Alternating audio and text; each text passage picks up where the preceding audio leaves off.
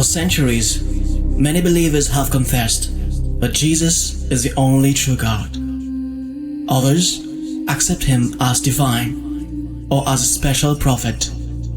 However, when we let the scripture, especially the letters of Paul, speak for itself, we see a distinction between the God, Greek Theos, and a God, Theos, without the definite article.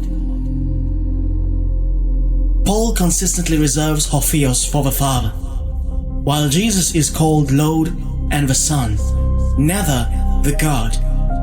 The Father is one God. In fact, He is the one who is the only true God. And Jesus is the Lord through whom God acts.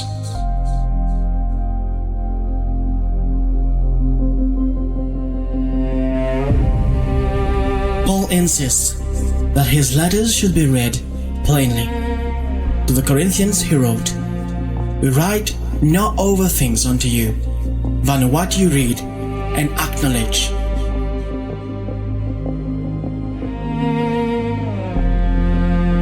Peter later warned that some things in Paul's letters are hard to understand, and that the ignorant and unstable twist them, as they do for other scriptures.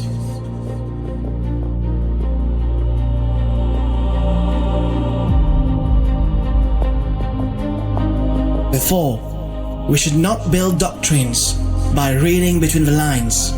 We should take Paul's words as he meant them.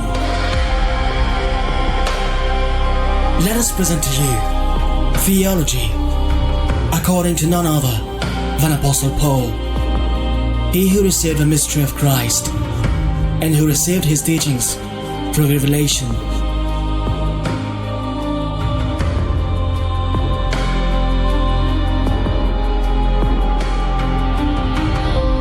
Paul makes it clear that Jesus' authority is given by the Father, and that it will be written.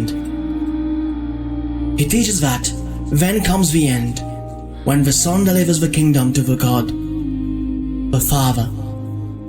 When all things are subjected to the Son, then the Son himself will be made subject to him who put all things under him, so that God may be all in all.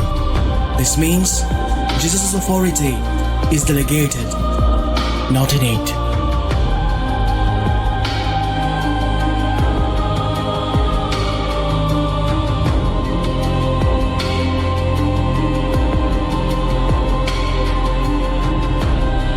Let us question all these doctrines, talking about who God is, or how God is, or what God is.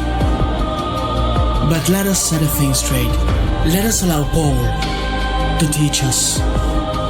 So let me welcome you on this journey in the series called Theology, according to Apostle Paul.